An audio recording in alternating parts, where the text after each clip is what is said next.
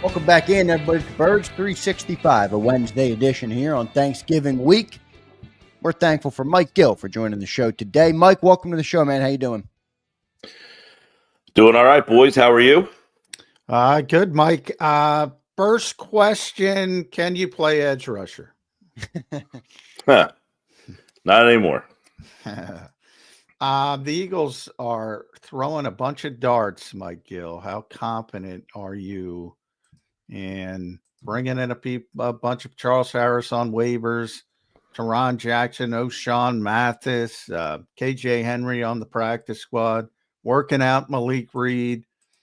What does it tell you about the philosophy of the Eagles? Nick Sirianni, I asked him the question, are you comfortable, losing multiple people at this position? He's a coach. He's got to say what he's got to say. He feels good with the guys in the building. Then they're looking at everybody in the world outside the building. What does that tell Mike Gill? Well, it tells you they're not very confident with what they have, and they are going to basically have a open tryout to take snaps possibly as early as this weekend. I wouldn't be surprised, if Charles Harris is playing 10, 15 snaps because they just, there's a lack of bodies in there, and there's a lack of guys that really have a lot of experience. I mean, Jalix Hunt really has not played all that much. And I think the intention when they drafted him in the third round was he would probably use this as kind of a redshirt year, not be thrown in to basically replace the most important edge rusher that this team has as you're going for the number one seed. So it appears that they are going to have a in-season open tryout to try to replace the most important edge rusher that they have or had up to this date. Yeah, it'll be interesting to see. Mike, we are getting to a point in the year, though, outside the edge rusher, because, boy, it's a tough one to talk about. But this team just keeps dominating teams, Mike, physically too much for teams to handle. And now it's no longer like, okay, you did it to a couple, crappy teams. You're not doing it you did it to the Commanders. You did it to the Rams. How much you like what you're seeing from this team? How much confidence do you have that this team is now a real legit Super Bowl contender this year?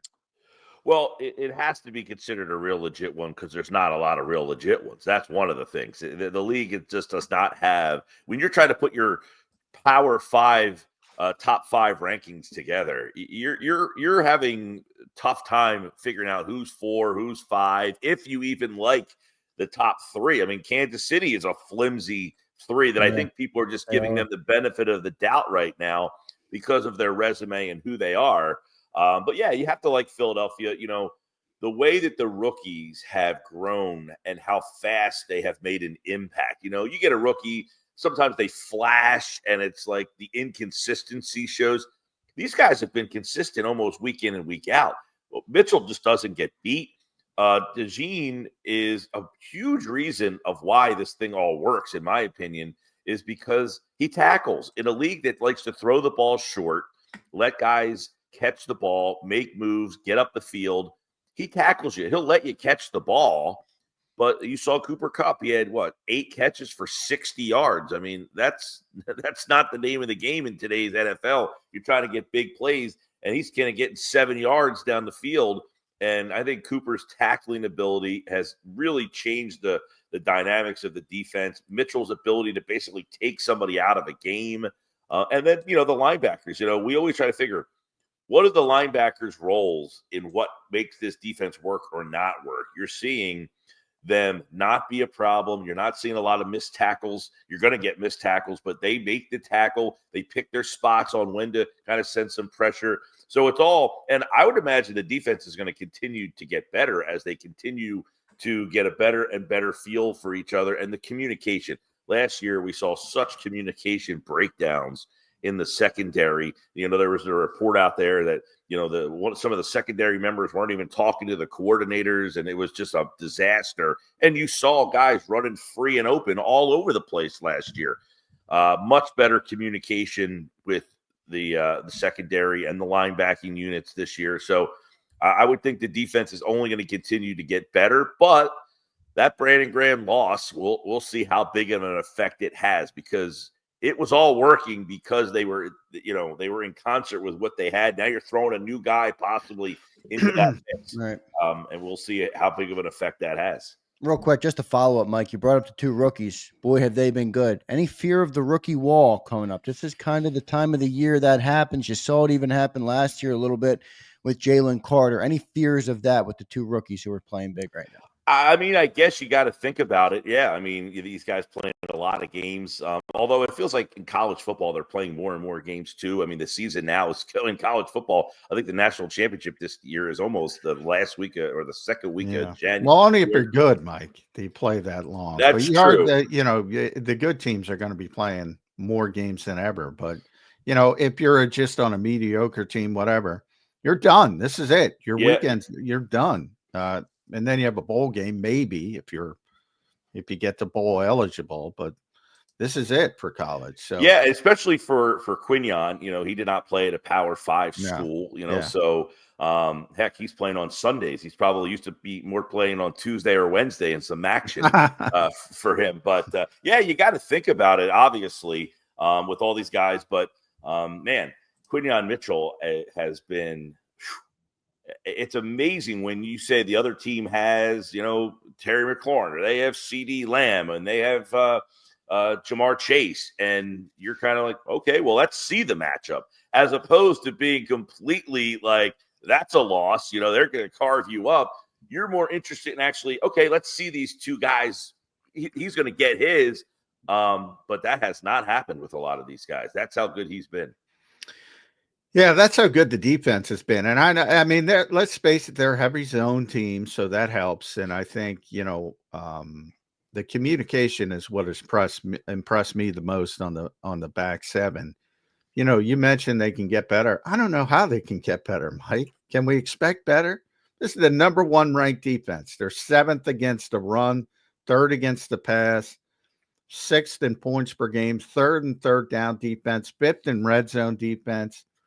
Well, I'll tell you where they could get better, and if they do get to that point, they are going to be really scary, is starting to turn some of these secondary plays into turnovers. They're not getting a ton of interceptions. Blankenship has a couple key ones late in the game, but if they start to get there and they're starting to get, some picks in the middle of these games, that could really change. They got that turnover early in the game, not an interception. That was a fumble recovery against the Rams, which really saved them.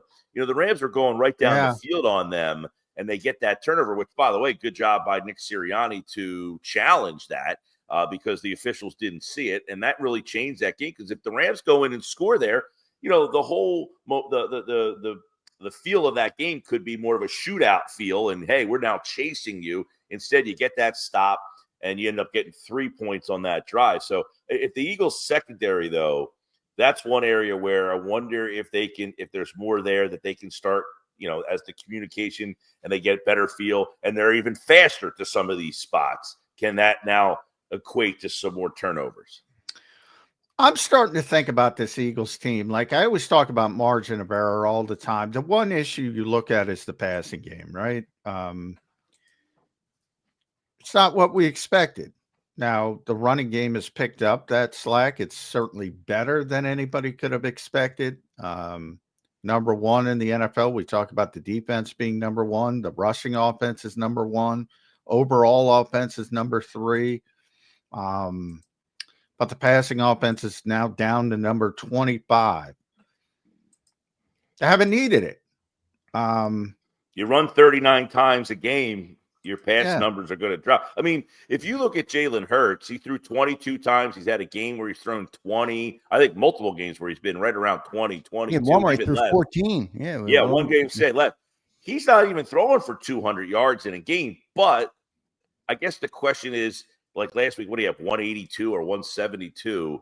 Are they effective yards? In other words, I'm not throwing for a lot of yards because I'm really only throwing 22 times, and I'm only throwing inside the 30-yard line. So there's not a lot of yards for me to throw for here inside these areas. I think what their passing game has kind of become, and this is where it's going to be interesting, is, look, the games are close at half, and then they're kind of running, they get that big run, but they're kind of what I think has been unique about them is the patience that they show on offense. They are sticking with this run with the scores close. It's not like they're trying to open up a 21-7 lead or a 28-7 lead. They're willing to keep the game close.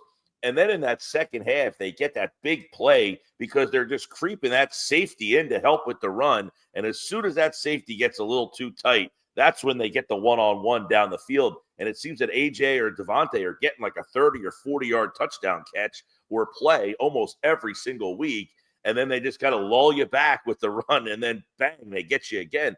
But the crux of that is you have to almost be perfect when those situations arise. When you get that one-on-one and he's open, you better make sure he makes that throw. And so far, he's been making that throw. It's the other throws when, from time to time that maybe there's plays that they're missing. And is that sustainable? I don't know. I guess everything is, can you do that against Detroit? Anybody else, yeah, you probably can get away with that. I don't know. Well, that's the thing. I mean, let's be honest. The Eagles are going to the playoffs. I mean, yeah, they're going to win the NFC East. How fun will the Carolina week be? Yeah, I mean, they're going to win that game. I feel very comfortable. Well, Carolina's playing a little better. They gave us scary. They are, but I still feel pretty comfortable. And that's where you're starting to get the feel of, let's go back.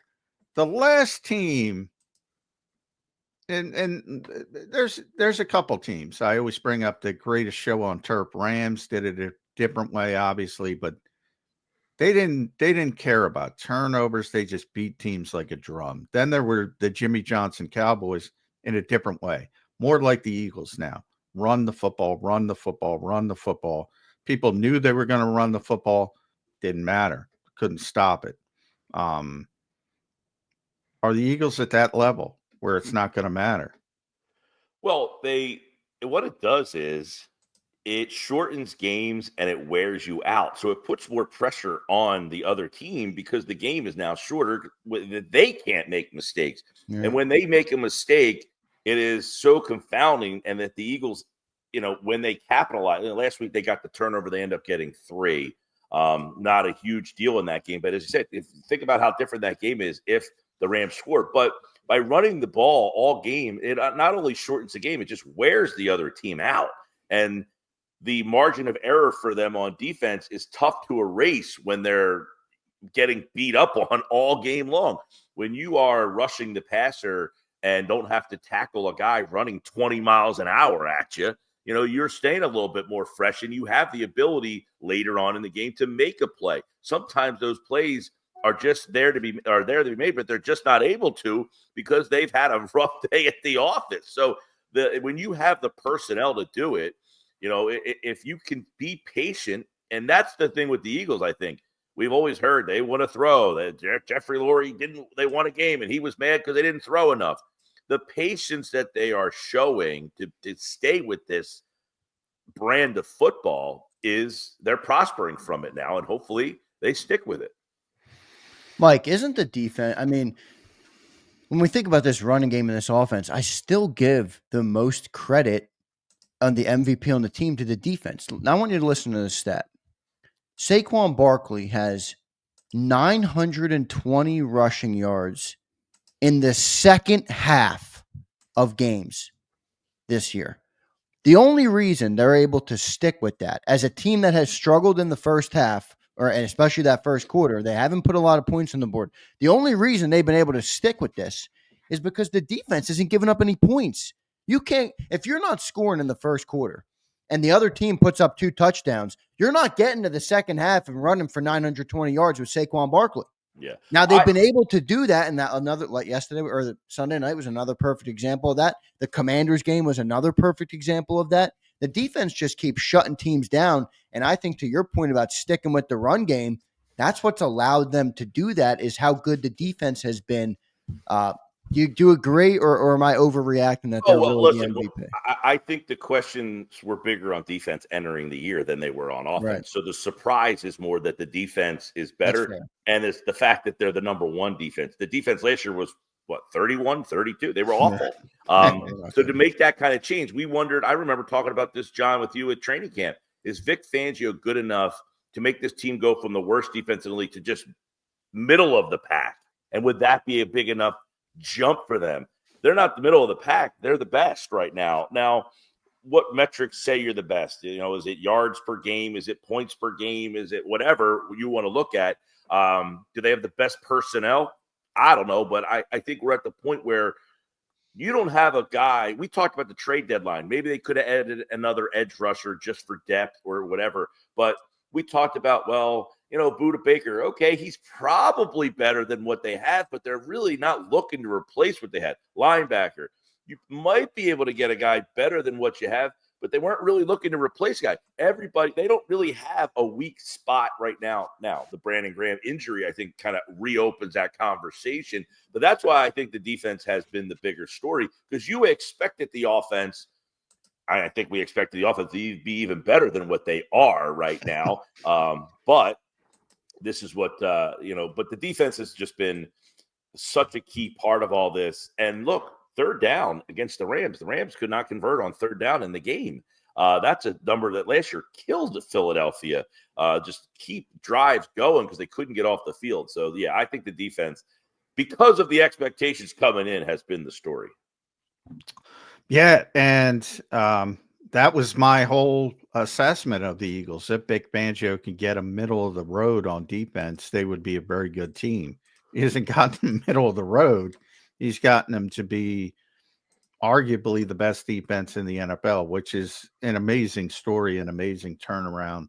So a lot of credit to the defensive side of the football. Here's what I want to boil it down. I'm going to give you a scenario. Forget about Detroit, but if you're in the championship game against Detroit, I think a lot of people know you're going to have to score some points. Do it however you want, but you're going to have to score some points to beat that team. Let's say divisional round. Could be Green Bay, could be Minnesota. I don't know how it's going to shake out. Block punt. They take it back for a touchdown. You got the catastrophe. Then Jordan Love throws for a touchdown. Sam Darnold throws for a touchdown. You're down 14-0 early. Can they come back from that? Right.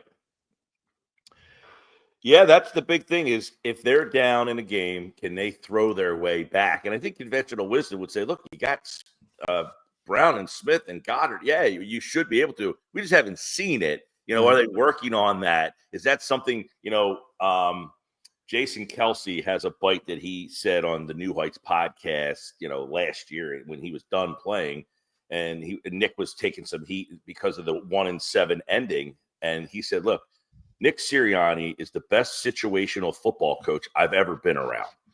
And that's the things where, okay, situational football, we don't need this right now. But when we do need it, are we prepared for it? It's like the moment in the Dallas game the other day where the onside kick, the guy picks it up and takes it for a touchdown. And everybody's saying, what are you doing? Situational football, if you practice that, would say catch that ball, go down, the game's over, you win. Yeah. Those are the situations where when the moment happens, have I practiced it so much that I'm ready for it? Dallas obviously hasn't, because that guy took the ball to the house. Now, it makes a great moment for him because they won the game in the end, but in a bigger game and a bigger moment for him, he needs to do the right thing. Can the Eagles be that when they need it? They have the talent to, but so far we haven't seen they're just not a fluid passing team. They are a big play passing team. It is not a timing-based offense in the pass game, even though it probably should be. And that's one of the things is when you're down, can they throw their way back? We haven't had to see them even try it yet. Yeah, it'll be interesting to see. I mean, if you look at the numbers, I know Jalen's attempts are way down because they're running the ball like a bat out of hell every single week since the bye. But he does have his best passer rating of his career, and he does have his highest completion percentage of the year. Now, will that extrapolate into the same success if they have more passing attempts? I don't know. But the way Jalen has played, I mean, I know he's missing some reads, and there's some things here and there that you criticize, but you can find that with every quarterback. I think they'll be equipped to do it. You add in the receivers, you add in the tight end, you add in the offensive line. I think they're in a good position, but do you think, Mike, that he can do that and have those numbers if he were have to throw the ball 30, 35 times a game?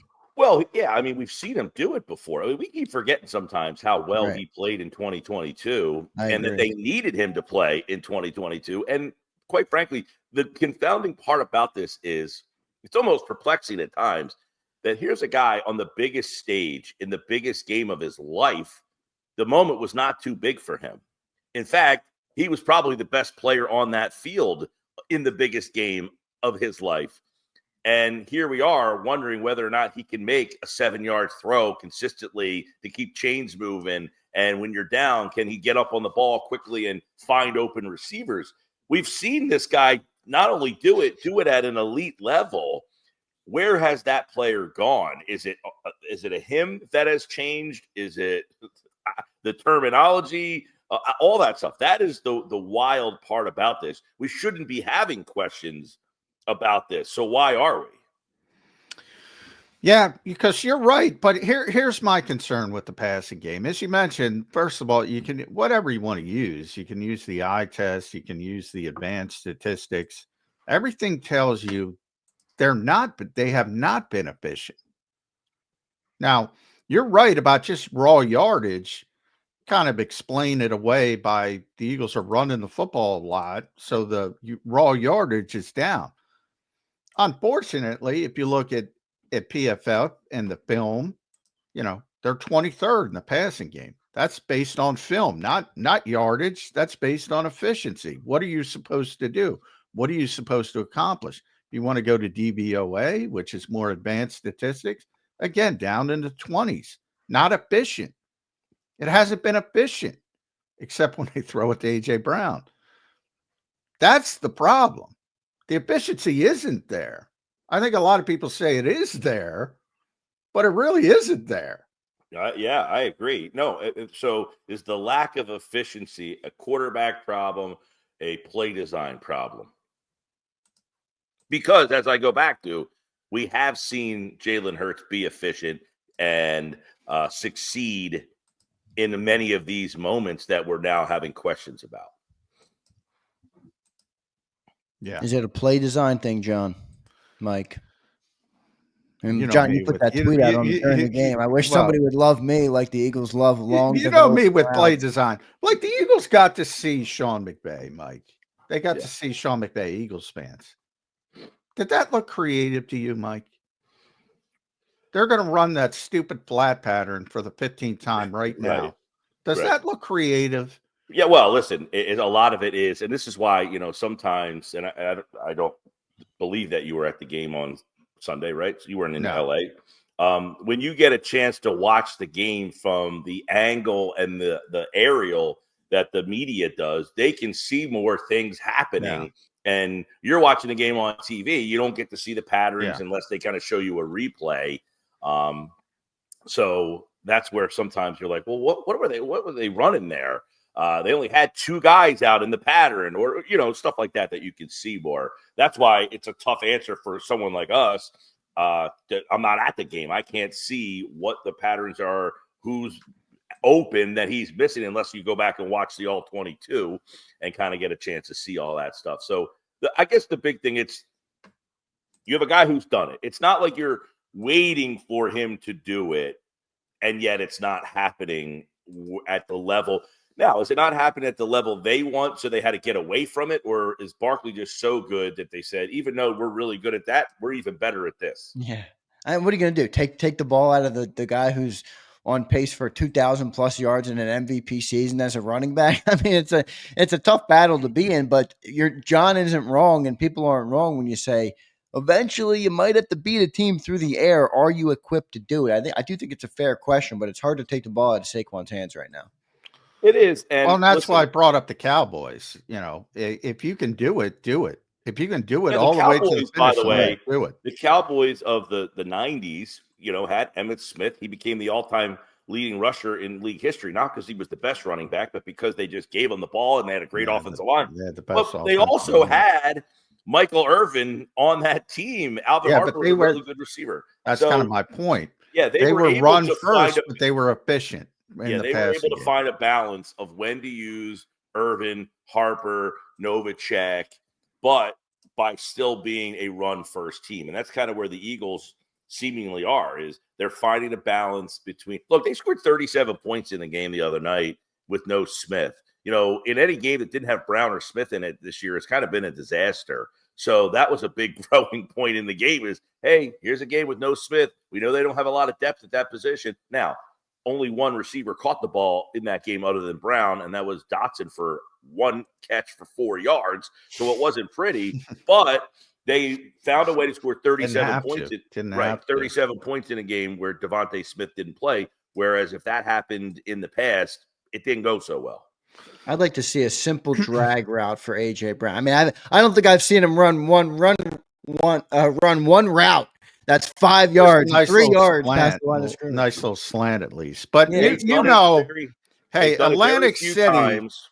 Yeah, it's not what it once was, but once one of the bastions of boxing, and one of the quotes from cliches from boxing I always use because I believe in it completely is styles make bites. And I went into that Rams game. Don't get a lot right, but I got that right. Everybody was talking about the Rams front this, the Rams front that. They've been very good, very young. They're also really undersized. I mean, really undersized. And you look at Jordan Mailata and Mekhi Becton and Landon Dickerson and Lane Johnson. Eagles played bully ball and beat the big guy, beat the small guy, to use Chip Kelly. Beat them the hell up. Yes.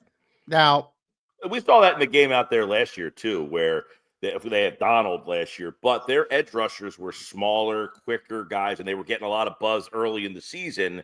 And they, we talked about it, too, during the week, was anytime the other team's strength is they have good pass rushers or edge rushers, or you say, okay, fine, that's great. The Eagles offensive line, it will be a stalemate at the, if your strength of your defense is up front, I feel better because of the offensive line that Philadelphia has. So, it's almost like the Quinyon Mitchell thing. If you have McLaurin, okay, he's your best. I feel okay with that. Now, he might get me here and there, but I don't feel that that's a complete check in their favor. And that's why the Rams thing, same thing. That's their strength. I feel like the Eagles offensive line can even that score, if not still have a slight advantage.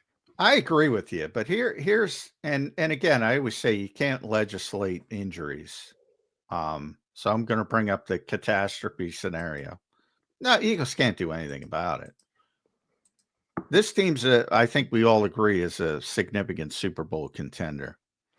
And there's very few, as Mike pointed out.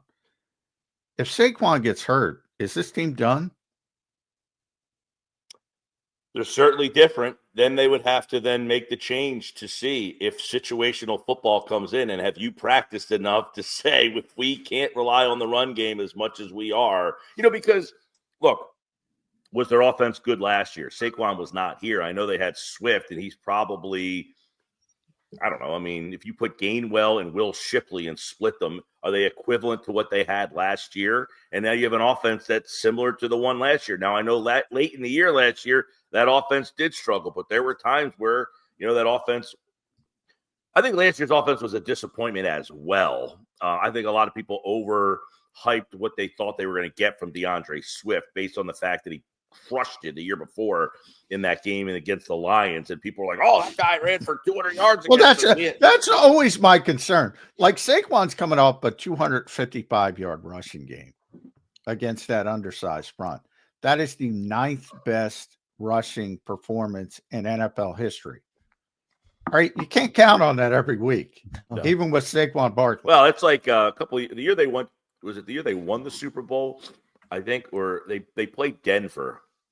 Denver had like the number 1 defense in the league, and Philly scored like 55 on them. Yeah, it's like Von Miller, Lane Johnson.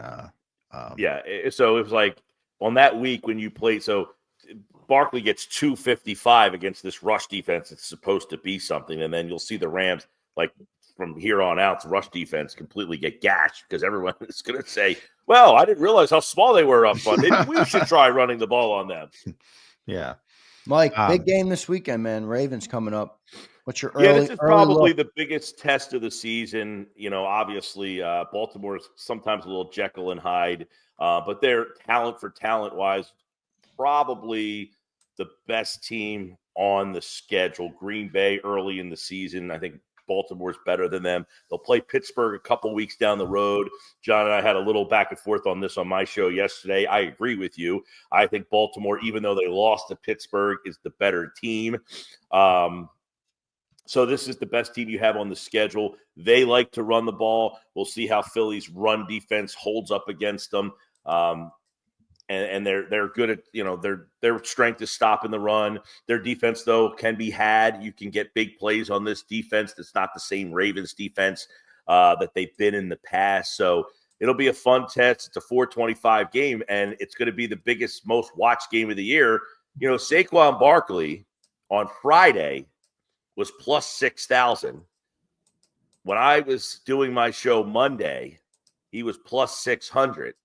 And yesterday he was plus 425. Taking advantage of the people, Mike. They know where what that they're money's doing. coming from. They know what they're doing. I man. say this in that you've already lost your chance to throw a couple shackles down on Saquon if you want. But it's going to be the most watched game, I would imagine. Well, you got the Thanksgiving Day game, although no one's watching.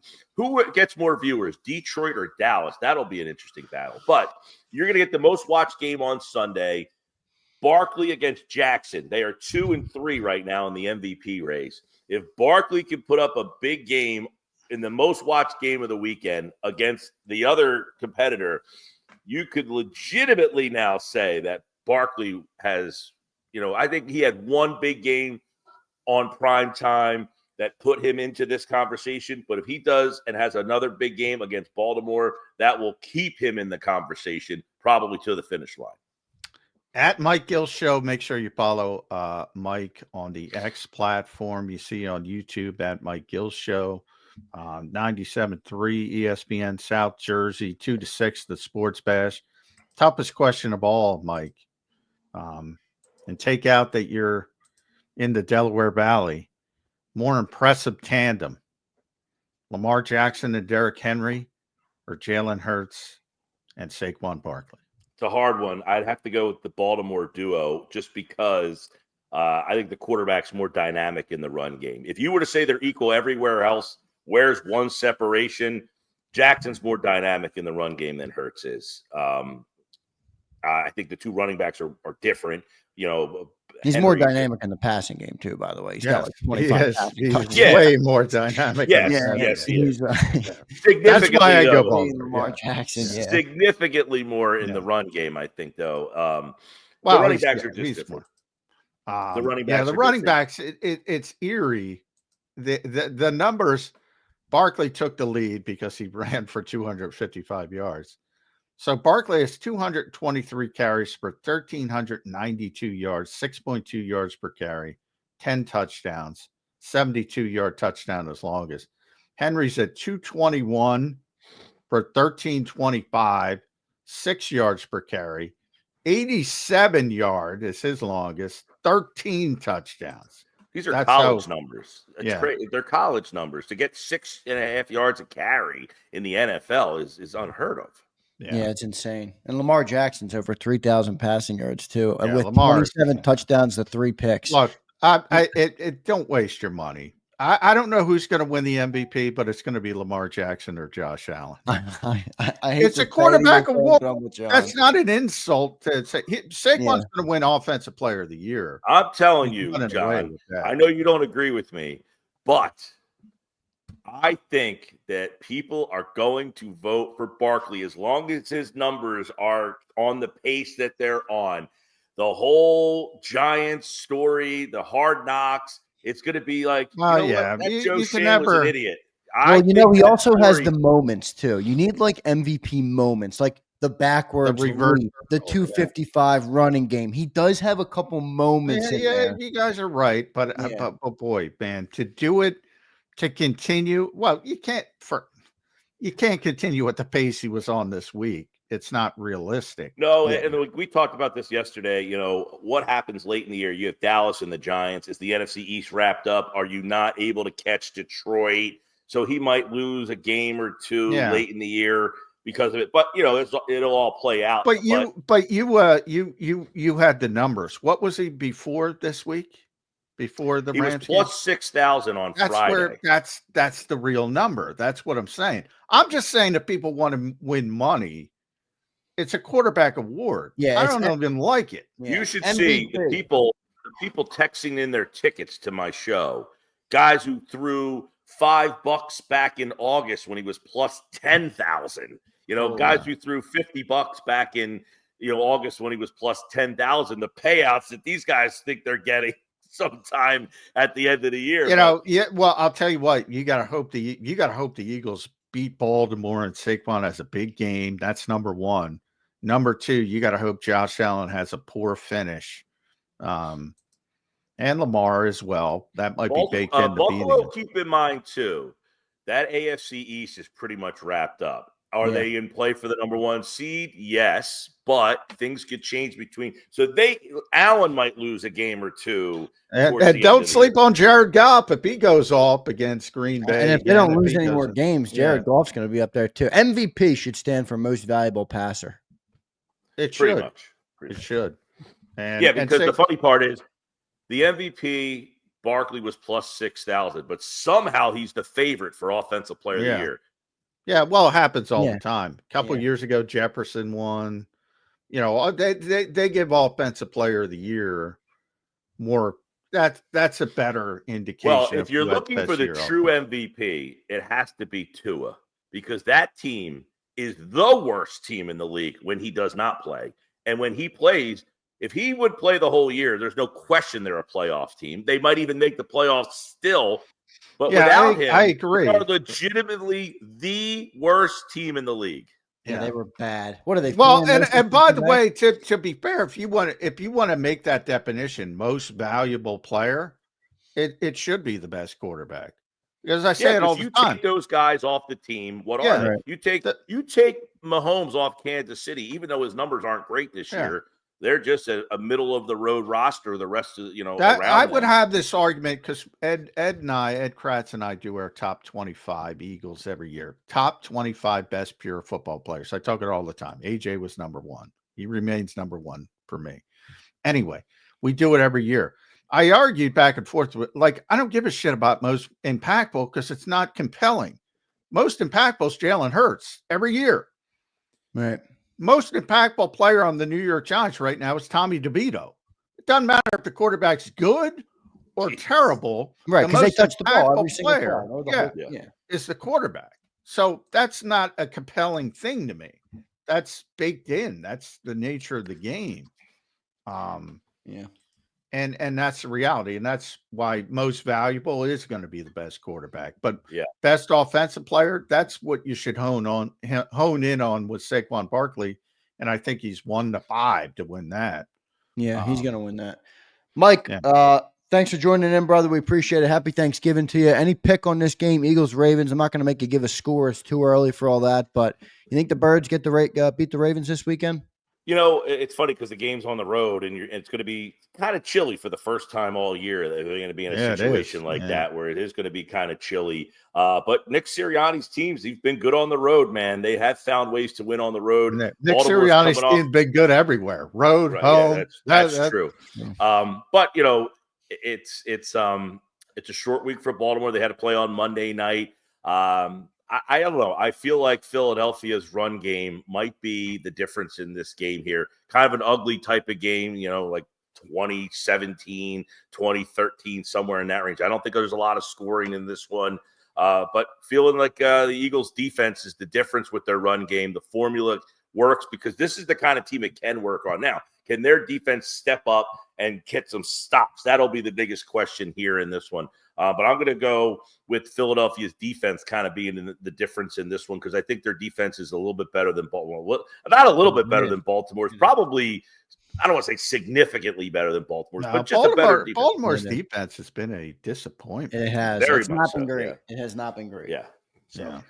All right, Mike, thanks for joining. Make sure you guys follow Mike. Happy Thanksgiving, Mike. Happy Thanksgiving. Yeah, we got a busy day today there, guys. I'm doing my 99 bottles party. I got 99 pairs of tickets I'm giving away down in Nice. Wildwood today. So we got a huge crowd coming out for the show. And holy mackerel, I can't believe it's Thanksgiving already. But this is our big show of the year. Every year we do 99 pairs of tickets the day before Thanksgiving. We got a Brandon Graham autographed football. We've got Eagles, Steelers, club box seats, and all sorts of other tickets. So we'll be in Wildwood. I know people were talking about the Wildwood commercial. Come on down to Wildwood. We'll be at Mud Hen today from 2 to 6. Nice. Love it, Mike. Tickets. Yeah, all right. Great stuff.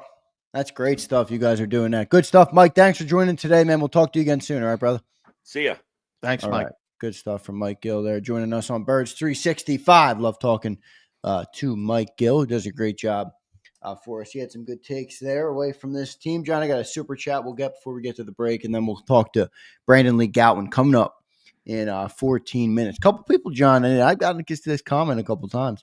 People are looking for the great Ed Kratz, the return to the show. I said, Ed has been in Japan for a couple of weeks, and then our schedules haven't quite aligned up, but we'll get him back in.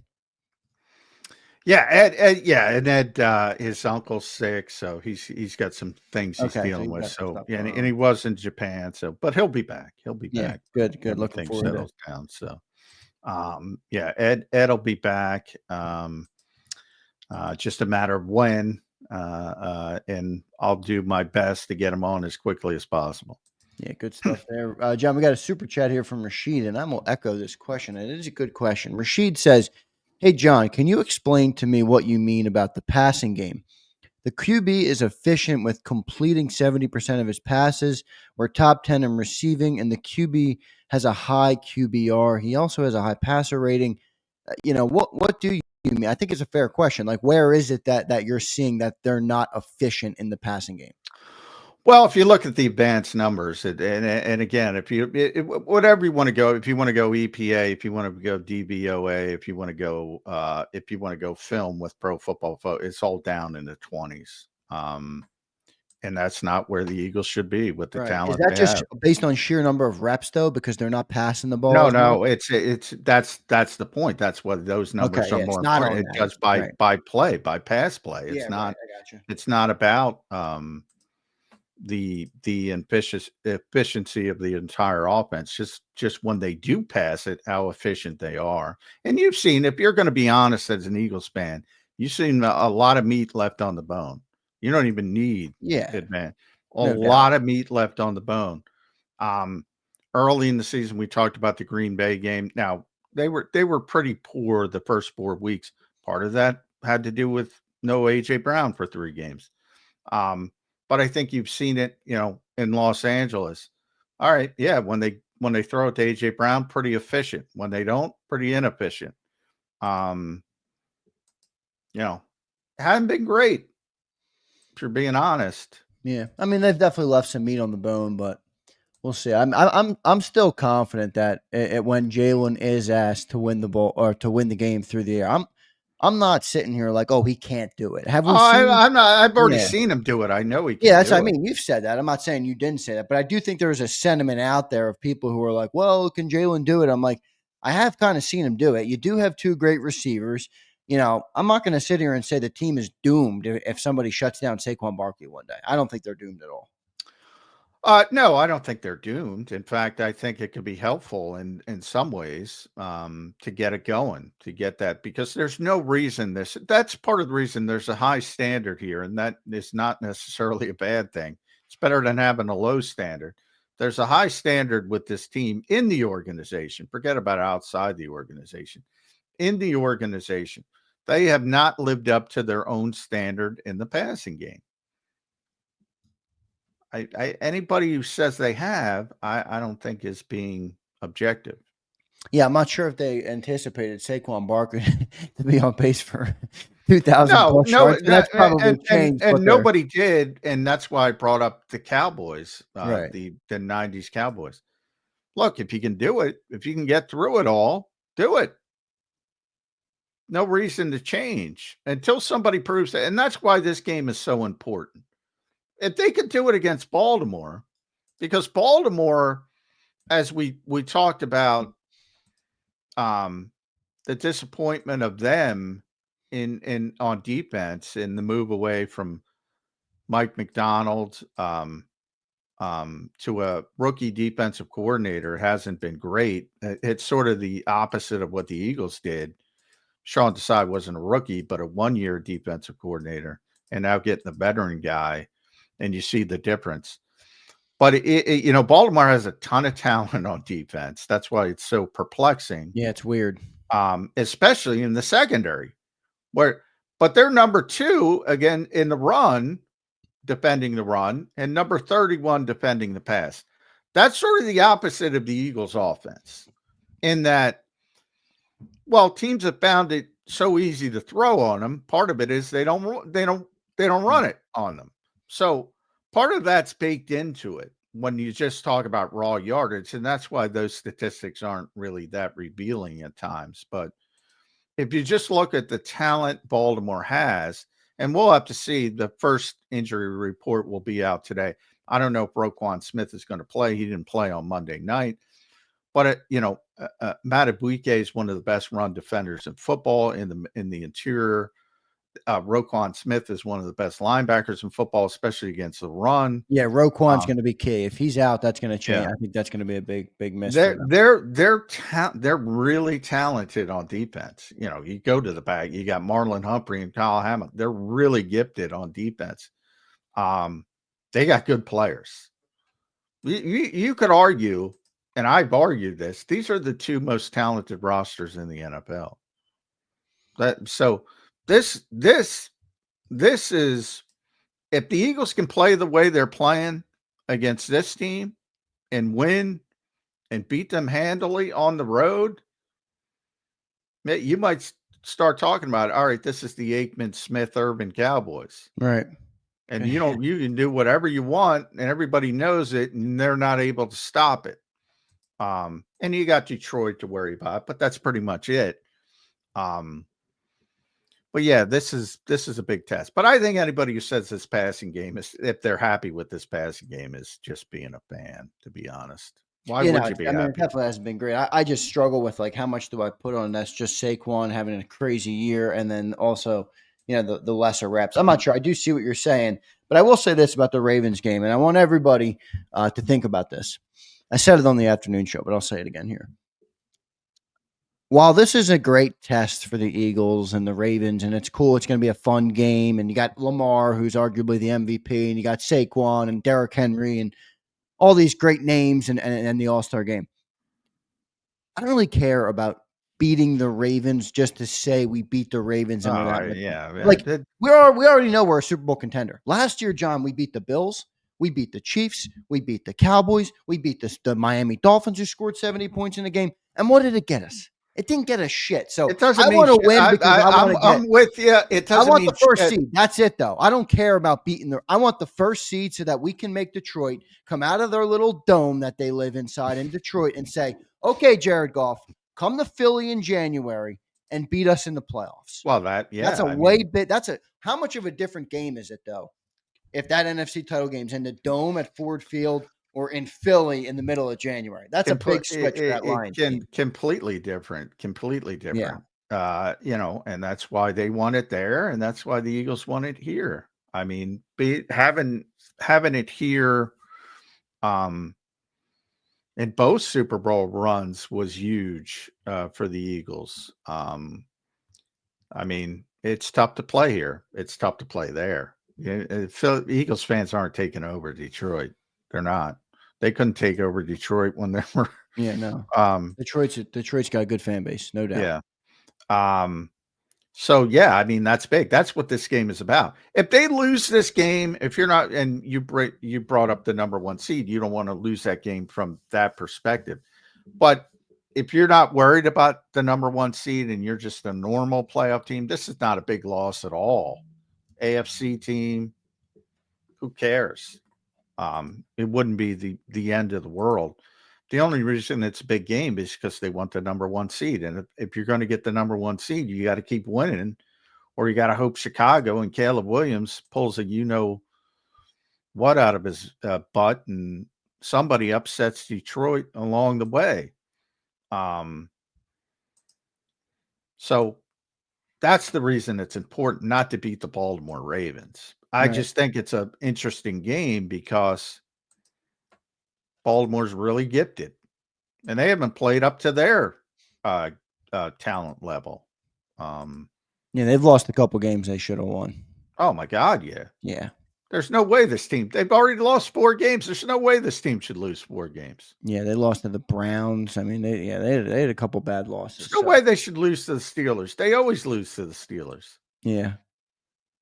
Steelers are a tough team. I know they're not. I don't think they're as good as their record says they I are. don't even worry about that game. I don't either, but I do think they're physical. They're The physical. Eagles- They are a physical team. The John. They're Eagles, tough the Eagles matchups. will beat the Steelers like a drum. I'm predicting that already. Wow.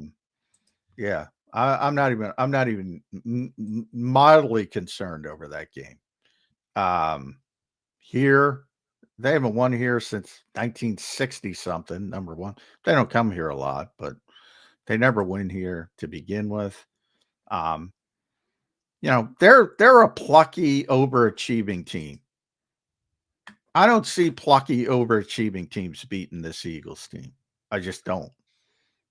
You got to have talent to beat this Eagles team. Baltimore has talent. Now, they show up with their bullshit C game where they'll lose. But if they show up and play well, they got the talent to beat anybody.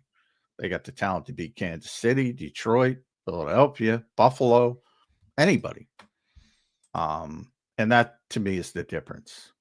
Good stuff there. One more super chat. We'll get to our break and we'll get to BLJ. Brian checks in. The QB. The QB. We know the quarterback exudes no confidence in you, Brian. We know that. He looks like he can't run an offense unless he just hands it off. Always off schedule and shaky timing. Mid hurts. I don't think he's mid. But there's points that he can prove. And by the way, there's points he has improved. And I think that's, by the way, when we talk about the efficiency has been much better since the bye. I'm talking about the whole season. Yeah. Obviously, they're playing well now. It's gotten better and better and better. One of the most positive things, I think, in recent weeks, past 2 weeks, is his willingness to dump it off. I've been talking about that for years. He just never dumped it off. Yeah. And he's done it a couple of times to significant success. And that helps that efficiency. But yeah, there's still the late throws, the 4th and 3 play. I can't get that out of my head. Man, that's a freaking touchdown. Yeah. What are you seeing? Just release the ball on time. And it's a touchdown. We're not talking about Nick Sirianni for a week because he won for it on 4th and 3. And it should have been a touchdown. And people are like, well, that's a dumb decision. No, it's not. It's poor execution. So that's the kind of stuff I'm talking about. Yeah, I hear you. No doubt. Rashid checks in. I don't think the passing game is consistent, mainly first quarter. Yeah. 4-10 first quarter, 14-18, 2-4 sums up the season for the passing game. It has to be better. I think it's fair. I don't understand people that think it's a criticism to say it has to be better. Isn't that obvious? Yeah, I mean, they got two top 10 wide receivers, one top 3 wide receiver, I think, A.J. Brown, in my opinion. You got a top 10 tight end, maybe even a top 5 to top 7 tight end. You got a top 2 offensive line, for crying out loud. Yeah, I don't think it's unfair, but I think you got a running game performing at historic levels that should Right. make it easier to pass. In right. theory. But I do think there's a line of people who are just like, I don't really care as long as we keep winning games. I don't. Well, that part's fine. I'm just Yeah. pushing back against the people who think it's horrible to say the passing game hasn't been as efficient as it should be. That's completely. It should be even more efficient because of the running game. Yeah, I'm getting to the point though, John, with this defense and what they're proving. I think you can win this way. I early in the year, I was in agreement where you're eventually going to have to pass. If this defense, if this defense is going to do this though, John, I mean, but you don't even need to become a passing team. I think I've convinced you. You're right. I say all the time, you can win in a bunch of different ways. All I'm saying is your margin of error is smaller. Yes, Not that you absolutely. can't win, Absolutely. There's no doubt. I mean, that's common sense at this point. I mean, it's very obvious. But when you do have a defense keeping team, like you said, oh, Baltimore's number 2 in the rushing. I don't give a fuck. You think they're going to stop the Eagles' Either to the offensive line? Eagles. Either Yeah. to the I mean, you Eagles. think they're going to who in that defensive line is going to get through that Eagles offensive line? I don't see anybody. So I think that's where people are, and the running game's been that dominant, John, that's becoming the line of thinking, and I can't fault that line of thinking. No, that's fine. I was just speaking directly to the people clapping back about, come on, everything, everything's not perfect. There's never been a perfect NFL game to date. So there's always room for improvement. And the Eagles consistently acknowledge they got to get more efficient in the passing game. And that's because, they're not sticking their heads in the sand, which is a good thing. Yep, no doubt. This is a good point here. Philly Boy says you can say it's more important for Detroit to keep winning with Minnesota and Green Bay behind them. Forget home field. They might not have a home game. I think they're going to win it. I mean, I think they're going to do pretty well, but they do have a tougher schedule down the stretch. They play they're definitely in a tougher division, so there's definitely a better tougher chance division. Yeah, and they have a couple hiccup. tough games left. So we'll see what happens there. Philly Boy, thanks for the super chat. Thanks everybody for the super chats. Hit that like button, everybody. We'll be back in 3 minutes with BLG. I see him in the green room. Looking forward to talking to Brandon Lee Gowan. Coming up next on Birds 365.